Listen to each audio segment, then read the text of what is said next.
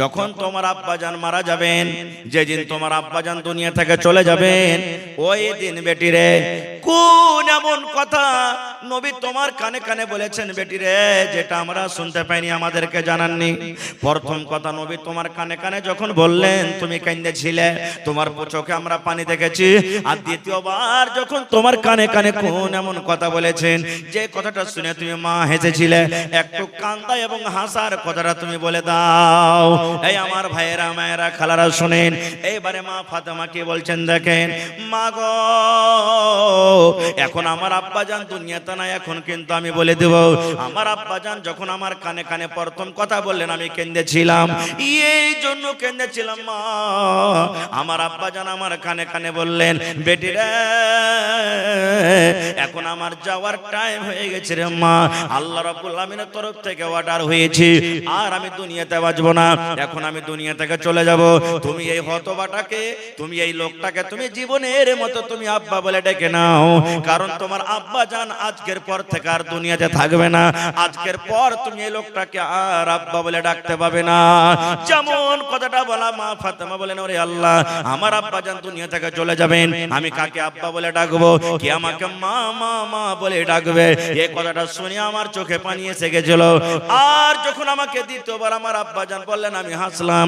আমার আব্বা জান এই কথাটা আমাকে বলেছিলেন, ও ফাতেমা তুমি কেঁদো না, কেঁদো না ফাতেমা তুমি কেঁদো না, কেঁদো না বেটি রে, কেঁদো না, কেঁদো না, কেঁদো না, কারণ আমার মরার পর, আমার মৃত্যুর পর, আমার দুনিয়া থেকে যাওয়ার পর, আমার বংশের মধ্যে, আমার খানদানের মধ্যে সর্বপ্রথম যে আমার সাথে দেখা করবে সেটা হবে মা ফাতেমা তুমি।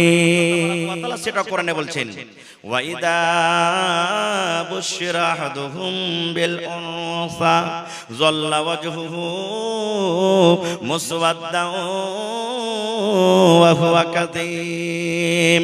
ওরে আল্লাহ, আজকে যদি আমার আপনার বাড়িতে দুটা তিনটা চারটে মেয়ে হয়ে যায়, মন খানা ভারী হয়ে যায়, বাবার রাতের বেলাতে ঘুম আসে না, কত ভাই নিজের স্ত্রীকে মারে আর গালি দেয় আর বলে এরে হারামের বেটি হারামি, এরে খব্বিসের বেটি খব্বিস, তোর পেট থেকে শুধু কেন মেয়ে হয়, তোকে তালাক দিয়ে দেব, তোর মতন বিবিকে বাড়িতে রাখবো না, কত রকম নানা প্রকারের আল্লাহ গালি দে। ওরে আল্লাহ, আল্লাহ রাব্বুল আমিন বলেন দুনিয়ার মানুষ রে, ওই মক্কা নগরে, মক্কা আর জমিতে যখন আমার নবী নবী হননি তার আগে কার ঘটনা, কোন বাড়িতে যখন মেয়ে জন্মগ্রহণ হতো, কোন বাড়িতে যখন মেয়ে পয়দা নিত, ওই বাবার মুখখানা কালো হয়ে যেত, এমন ভাবে কালো হয়ে যেত, ওই বাপ লজ্জিত হয়ে যেত, শরমের কারণে গ্রাম দিয়ে হাঁটতে পারত না, লোকের সামনে দাঁড় হইতে পারত না। যেমন গ্রাম দিয়ে হাঁটত, লোকেরা তানা মেরে মেরে কথা বলতো আর বলতো দেখো রে এটা মেয়ের বাবা চলে যায়, এটা বেটির বাবা চলে যায়। এই শরমে, এই ভয়, এই ডরে ওরে আল্লাহ নিজের মেয়েকে তারা জমিনে দফন করে দিত। বাপের মন খারাপ, গ্রামে লোকেরা তানা মেরে মেরে কথা বলতো আর দিত আর বলতো দেখো মেয়ের বাবা চলে যায়। ইমাম বাগাবী রাহমাতুল্লাহ আলাইহি বলেন যে ওই মক্কা নগরে মক্কার লোকেরা কিছু লোক কি করতো জানেন, যার ইচ্ছা ছিল যে আমি মেয়েকে মারবো না, আল্লাহ যা দিয়েছে লোক যা বলছে বলুক না, ওই মেয়েটার বয়স যখন 7 বছর 8 বছর 10 বছর হইতো, ওকে উট দিয়ে, বকরি দিয়ে, ভেড়া ভেড়ি দিয়ে ওকে মাঠে ময়দানে পাঠিয়ে দিত, যা বেটি তুই উট চড়াবি, বকরি চড়াবি, ভেড়ি চড়াবি আর দুধ পান করবি, তুই জীবনটাকে কাটিয়ে দিবি। আর যে লোকটা লজ্জা মনে করতো না বাড়িতে বেটি এসেছে, এরকম বেটিকে বাড়িতে রাখা হবে না, যার জন্য আমি মুখ পাই না, দেশে মুখ দেখাতে পারি না, তখন ওই বাপ কি করতো, ওরে সুবহানাল্লাহ, একটা কোদল নিত, কি নিত ভাই, একটা কোদল নিত, আর কোদলটাকে নিয়ে জঙ্গলের ভিতরে চলে যেত, নিজের স্ত্রীকে জানাইতো না। ইমাম বাগাবী রাহমাতুল্লাহ আলাইহি বলছেন যে কোদল নিয়ে জঙ্গলের ভিতরে চলে যেত, আর চলে যাওয়ার পর জঙ্গলের ভিতরে বেটিকে দফন করব বলে একটা গর্ত খাল করে চলে আসতো বাড়ি, আর বাড়ি আসার পর তখন নিজের স্ত্রীকে বলতো রে আমার বেবি, ও হালেমার মা, এ জামিলার মা, এ খালেদার মা, এ জায়েদার মা, আমার মেয়ের বয়স 8 বছর 7 বছর হয়ে গেল, কাঠিয়ারের মার্কেট কেমন হয়, জীবনে কোনোদিন আমার মেয়েটা বাজার দেখেনি, বাজার ঘুরেনি, নানির বাড়ি জীবনে কোনোদিন আমার মেয়ে জেনি, এক কাম করো রে বেবে, আমার কলেজার টুকরাকে তুমি সুন্দর করে সাজাইয়া দাও, সুন্দর করে তাকে নতুন জামা কাপড় দিয়ে দাও, দাও, সুন্দর করে তাকে তেল কাজল দিয়ে দাও, কারণ আমি তাকে মেলা ঘুরতে নিয়ে যাব, বাজারের দিকে নিয়ে যাব। হায় রে মা, মা জানতো না আমার স্বামী কেন আমাকে এরকম কথা বলেন। মা মনে মনে বলতো, আল্লাহ রে, আমার মেয়েটাকে মনে হয় আমার স্বামী আর মারবে না। তারপরে দয়া হয়ে গেছে, তারপরে ময়া হয়ে গেছে, তাকে ভালোবেসেছে, যার কারণে এত সুন্দর করে কথা বলেন। মা খুশি খুশি হয়ে ওরে আল্লাহ সুন্দর করে নিজের মেয়েকে গোসল দিয়ে, নতুন জামা কাপড় পরায়ে, তেল কাজল দিয়ে নিজের স্বামীর হাতে তুলে দিতেন। এবার স্বামী কি করতেন, নিজের মেয়ের হাত খানকে ধরে টানতে টানতে টানতে মেলা দেখার বাহানাতে কোথায় নিয়ে যেতেন, ওই জঙ্গলের ভিতরে তাকে নিয়ে চলে যেতেন, যে জায়গাতে কোনো বাড়ি নাই, যে জায়গাতে কোনো গ্রাম নাই, যে জায়গাতে কোনো লোকজন নাই। এবার হাঁটতে হাঁটতে মেয়ে বলতো, আব্বা গো কোথায় আপনি আমাকে নিয়ে যান, এই জায়গাতে কোনো বাড়ি নাই, এখানে কোনো দোকান নাই, এখানে কোনো লোকজন নাই, এখানে কোনো রকমের মেলা নাই, বাজার নাই, কোথায় আপনি নিয়ে যাবেন। এবার আব্বা বলতেন, বেটি রে, এই জঙ্গলের পর, এই জঙ্গলটা পার করার পর একটা বাজার আছে রে মেয়ে, ওই বাজারে তোমাকে নিয়ে যাব, তুমি তাড়াতাড়ি করে চলো। এই কথা বলতে বলতে ওই জঙ্গলের ভিতরে যেখানে গর্ত করে এসেছিল, গর্তর পাঞ্জরে নিয়ে যেত, আর নিয়ে যাওয়ার পর সুবহানাল্লাহ তাকে বলা হতো কি, বাপ বলতো, বেটি রে, এই গর্তটা কত বড় আছে রে মা, তুমি একটু নজর করে দেখো তো, একটু দেখো তো, চোখ মেল করে দেখো তো, এই খালটা কত বড় আছে। মাসুম বাচ্চা তো জানে না আমার আব্বাজান কেন আমাকে গর্ত দেখতে বলছেন। সুবহানাল্লাহ। এবার ওই মেয়ে কলেজার টুকরা যেমনই আব্বার কথা শুনে এরকম ভাবে মাথা বাড়িয়ে গর্তর দিকে দেখতে গেলেন, যেমনই চোখ বাড়িয়ে দেখতে গেলেন, সুবহানাল্লাহ, পিছন থেকে বাপ একটা ধাক্কা দিয়ে এমন জোর করে ধাক্কা দিল, ধাক্কার সাথে সাথে ওই কলেজার টুকরা মেয়ে গর্ততে পড়ে গেল। যেমনই গর্ততে পড়ে যাওয়া, মেয়ে কাঁদতে শুরু করলো, আর গর্ততে পড়ে পড়ে বলে, আব্বা গো কেন তুমি আমাকে গর্ততে ফেলে দিলে, কেন তুমি আমাকে খালে ডাকিয়ে দিলে।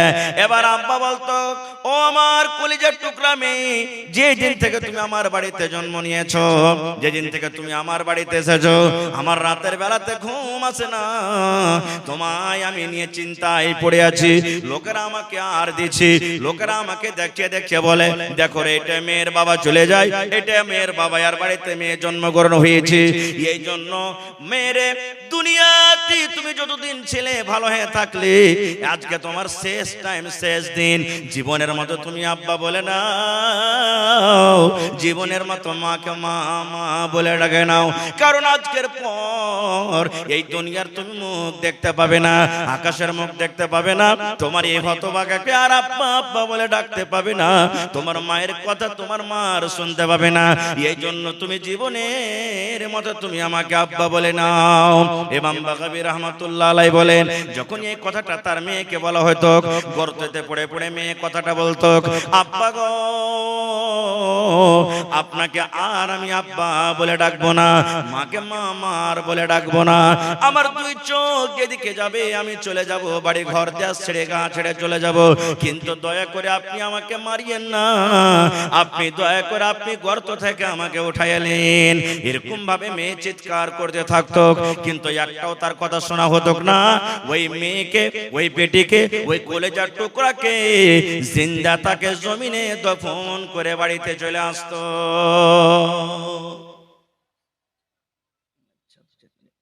দফন করে আসতো। এবার নবীজি মেয়েদের মান সম্মান কত বাড়ালেন জানেন? যে মেয়েকে দফন করা হতো, সেই নবী মেয়েদের ব্যাপারে কত বড় খুশখবরি দিন, পায়গাম দিলেন জানেন? এ মেয়ের বাবা, তোমরা শুনে নাও, এই হাদিসে দুটা মেয়ের কথা বলা হয়েছে। যার বাড়িতে দুটা মেয়ে জন্মগ্রহণ করলো, কিংবা যাকে দুটা মেয়ে দিয়ে আজমাইশ করা হলো, যাকে দুটা মেয়ে দিয়ে ইমতিহান করা হলো, যার বাড়িতে দুটা মেয়ে জন্মগ্রহণ হলো, এখানে দুটার কথা আছে, কিন্তু কোন হাদিসে তিনটার আছে, কোন হাদিসে একটার আছে, কোন হাদিসে তিনটার আছে, কোন হাদিসে পাঁচটার আছে। সোজাসুজি কথা রে বন্ধু, আল্লাহ রাসূল বলেন উম্মত যার বাড়িতে মেয়ে জন্মগ্রহণ করেছে ওই মেয়েকে শক্তি হিসাবে যদি পড়িয়ে লেখে, দ্বীনি তালিম দিয়ে মেয়ে যখন বড় হয়ে যাবে তার একটা সুন্দর জামাই দেখে, সুন্দর বাড়ি দেখে, সুন্দর ঘর দেখে যদি তার বিয়ে লাগিয়ে দিতে পারে, নবীজি এলান করে দিলেন মেয়ের বাবারে, ওই মেয়ের বাবা আমি নবী জান্নাতের ভিতরে থাকবো। কেমন হয়ে জান্নাতে থাকবো? নবীজি দুটা আঙ্গুলকে ইশারা করে দেখিয়ে দিলেন, ও আমার উম্মতেরা শুনে নাও, এই দুটা লোক যেমন পাশাপাশি হয়ে আছে, এই দুটা আঙ্গুল যেমন পাশাপাশি হয়ে আছে, আমি নবী আর ওই মেয়ের বাবা জান্নাতের ভিতরে পাশাপাশি থাকবো। নারে তাকবীর।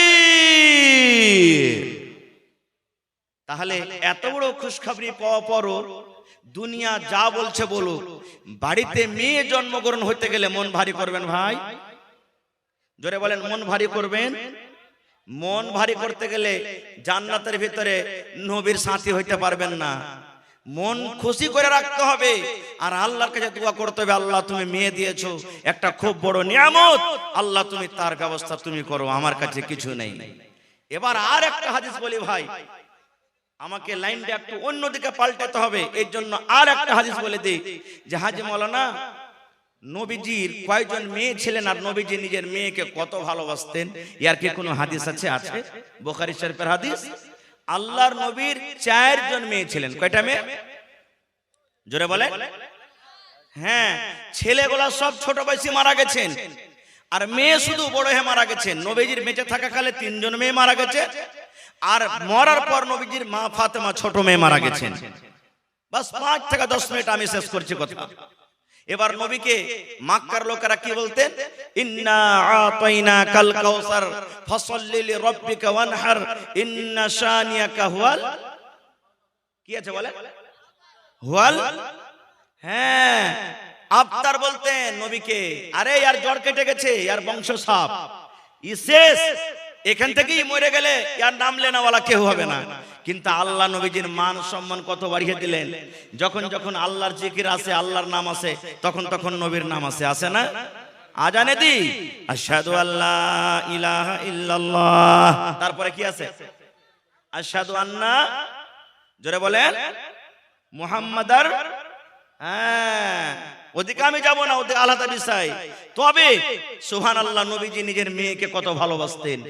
নবীজি সোমবারের দিন মারা গেছেন, দিন ছিল সোমবার, একবারে 7টা-8টা বেলা, এই মতো টাইমে নবীজির সমস্ত স্ত্রীরা নবীর পাঞ্জরে বসে আছেন, সাহাবায়ে কেরাম বসে আছেন।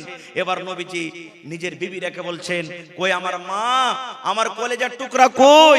নবীজি নিজের মা, মেয়েকে ফাতেমাকে মা মা বলে ডাকতেন। বলছেন, কই আমার মা, আমার কলেজার টুকরা ফাতেমা কই? দুটা কথা বলবো। ফাতেমাকে খবর দেওয়া হলো, ফাতেমা তোমার আব্বা তোমাকে ডাক দিয়েছে, চলো তাড়াতাড়ি করে। এবার ফাতেমা রাদিয়াল্লাহু তাআলা আনহা এবার নবীর কাছে এলেন। আসার পর নবীজি মুখে কথা বলতে পারেন না, নবীজি শরীরটা দুর্বল কমজোর হয়ে গেছে। এবারে নবীজি নিজের মেয়ে ফাতেমাকে ইশারা করছেন। কি ইশারা? রে আমার কলেজা টুকরা মেয়ে, ও বেটি ফাতেমা, আমার বিবিরা আমার পাঞ্জরে বসে আছেন, আমার সাহাবীরা আমার পাঞ্জরে বসে আছেন। মা গো, আমি তোমাকে আস্তে করে কিছু কথা বলবো, যেন আমার কথাগুলো আমার সাথীরা না শুনে, আমার সাহাবীরা না শুনে, আমার কথা যেন আমার বিবিরা না শুনে। ও মা ফাতেমা, তোমার কানটা আমার মুখের কাছে লাগাইয়া দাও, আমার মুখের কাছে তোমার কানখানা লাগাইয়া দাও। আমি তোমাকে আস্তে আস্তে করে কিছু কথা বলবো, যেন আমার কথা আমার সাহাবীরা শুনতে না পায়। ফাতেমা, তোমার কানটা মা আমার মুখের কাছে একটু লাগাতো, আমি তোমাকে কিছু আস্তে করে কথা বলবো।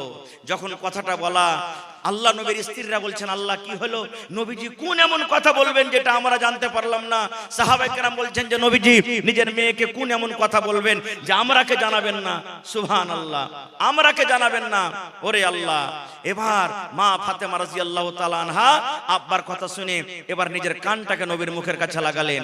নবী আস্তে আস্তে করে কোন এমন কথা বললেন, ফাতেমা কাঁদতে শুরু করলেন, কাঁদতে লাগলেন, নবীর কথা শুনে কাঁদতে লাগলেন। এবার নবীজি দেখলেন, আহারে আমার কথা শুনে আমার মেয়ের কলিজা ফেটে গেল, অন্তর ফেটে গেল, চোখে পানি এসে গেল।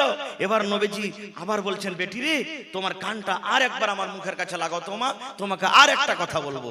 আবার দ্বিতীয়বার মা ফাতেমা বললেন, আমি কানটাকে নবীর মুখের কাছে লাগালাম। নবীজি আমাকে আস্তে আস্তে কোন এমন কথা বললেন, এবারে মা ফাতেমা কিন্তু হাসতে লাগলেন। প্রথমবার কোন কথা বললেন, কানতে লাগলেন। দ্বিতীয়বার নবীজি কানে কানে বললেন, মা ফাতেমা হাসতে লাগলেন। শেষ কথা, আমি ওদিকে যাব না। নবীজি দুনিয়া থেকে চলে গেলেন। নবীর মৃত্যুর কিছুদিন পর একদিন মা আয়েশা রাদিয়াল্লাহু তাআলা আনহা, এটা হলেন মা ফাতেমার সতার মা, আল্লাহ নবীর একজন স্ত্রী, একদিন ফাতেমাকে বলছেন, বেটি রে একটা কথা বলবো মা। বলছে কি? বলছে, বেটি রে যখন তোমার আব্বাজান মারা যাবেন, যেদিন তোমার আব্বাজান দুনিয়া থেকে চলে যাবেন, ওই দিন বেটি রে কোন এমন কথা নবী তোমার কানে কানে বলেছেন বেটি রে, যেটা আমরা শুনতে পাইনি, আমাদেরকে জানাননি? প্রথম কথা, নবী তোমার কানে কানে যখন বললেন তুমি কাঁদেছিলে, তোমার চোখে আমরা পানি দেখেছি। আর দ্বিতীয়বার যখন তোমার কানে কানে কোন এমন কথা বলেছেন, যে কথাটা শুনে তুমি মা হেসেছিলে, একটু কান্দা এবং হাসার কথাটা তুমি বলে দাও। এই আমার ভাইয়েরা, মায়েরা, খালারা শুনেন। এইবারে মা ফাতেমা কি বলছেন দেখেন, মা গো এখন আমার আব্বাজান দুনিয়াতে নাই, এখন কিন্তু আমি বলে দেব, আমার আব্বাজান যখন আমার কানে কানে প্রথম কথা বললেন আমি কেঁদেছিলাম, এই জন্য কেঁদেছিলাম মা। আমার আব্বাজান আমার কানে কানে বললেন, বেটি রে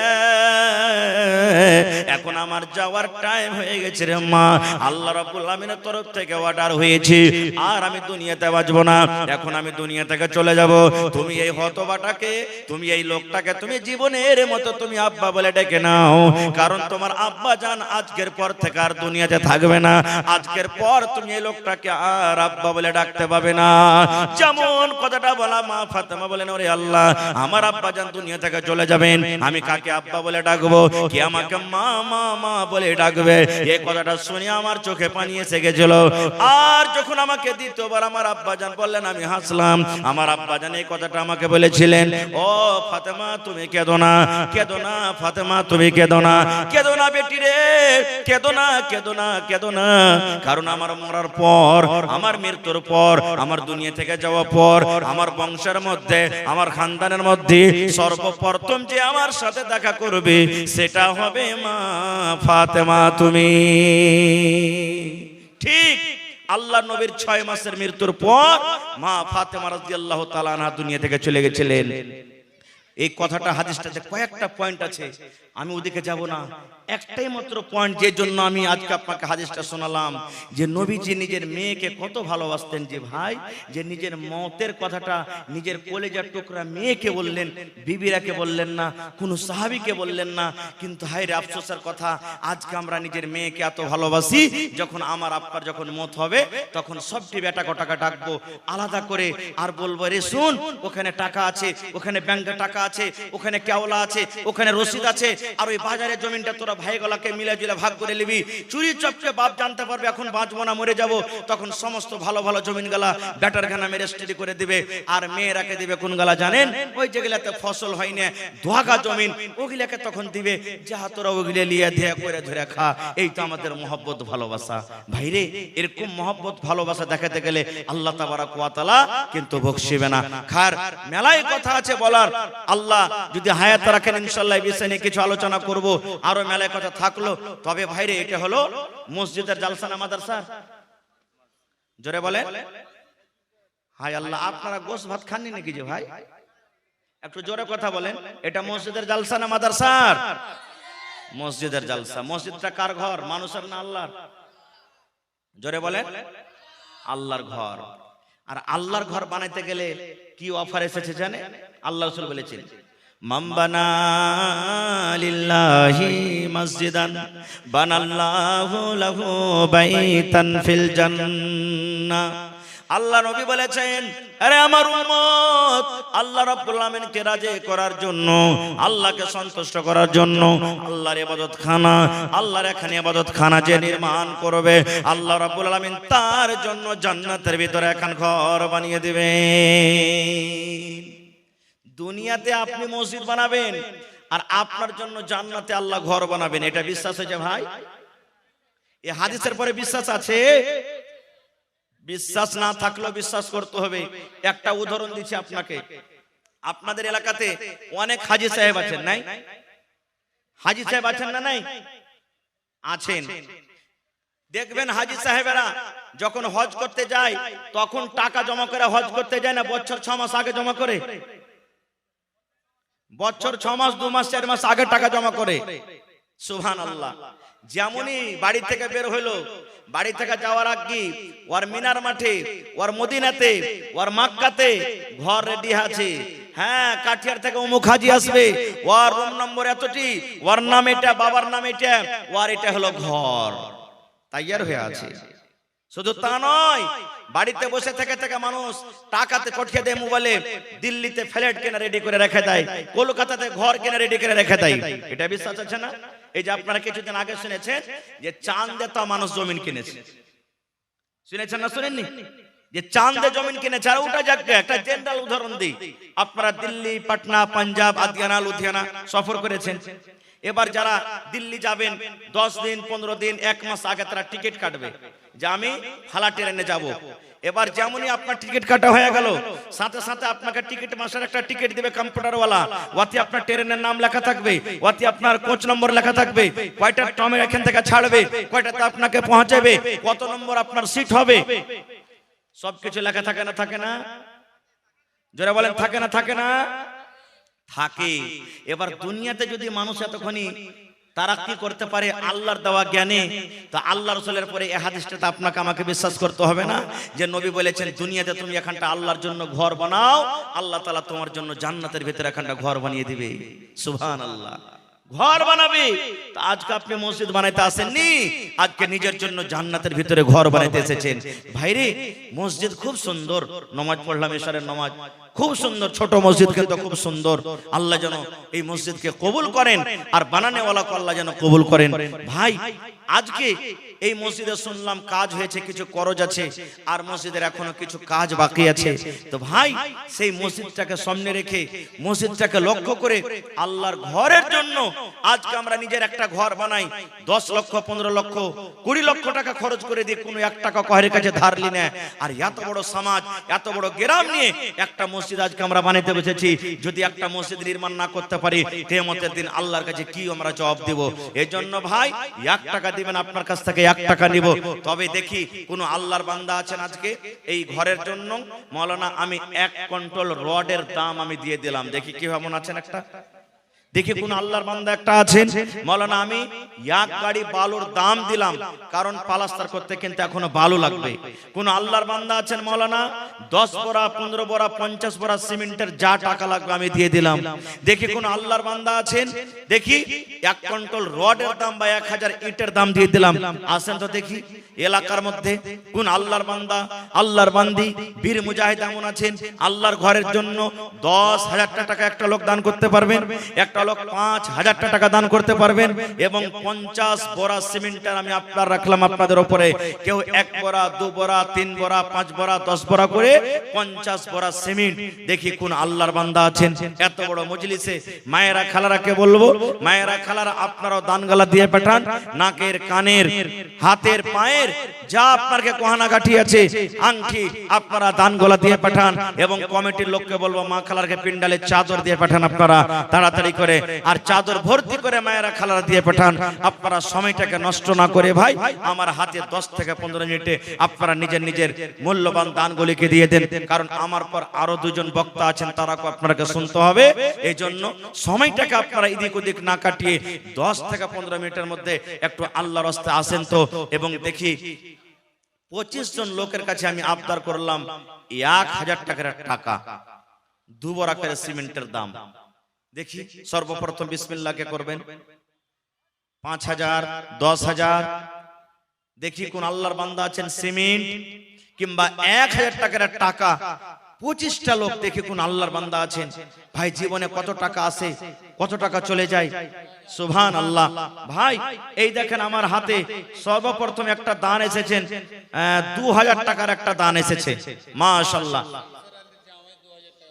এটা মাশাআল্লাহ। ভাই সালাম করবেন না? সালাম করবেন না? কি নাম ভাই?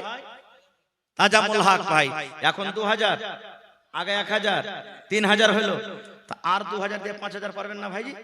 হয়ে গেল?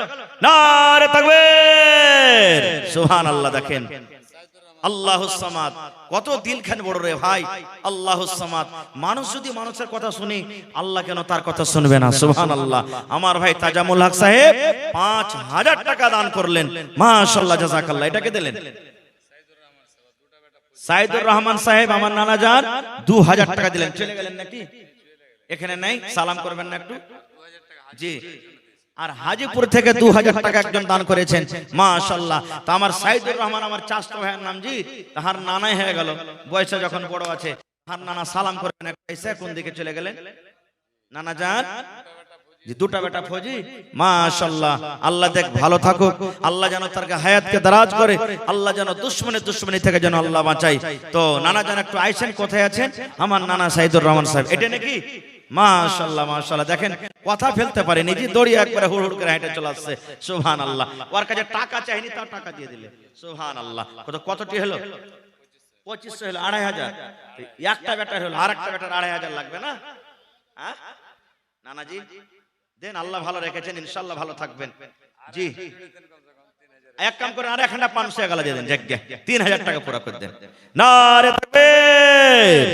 রব্বানা যালামনা আনফুসানা ওয়া ইল্লাম তাগফির লানা ওয়া তারহামনা লানাকুনান্না মিনাল খাসিরিন। কি নাম নানা? মোহাম্মদ ফুরকান, মুখতারি গ্রাম বাড়ি, হাতিনা। হাতিনার মানুষটা খুব দানি জি, ওরে আল্লাহ, হাতিনার মানুষ খুবই দানি। ওই যে বড় জালসাতে এসেছিলাম, দোয়া করে করে খাস থেকে গেছে ভাই। এত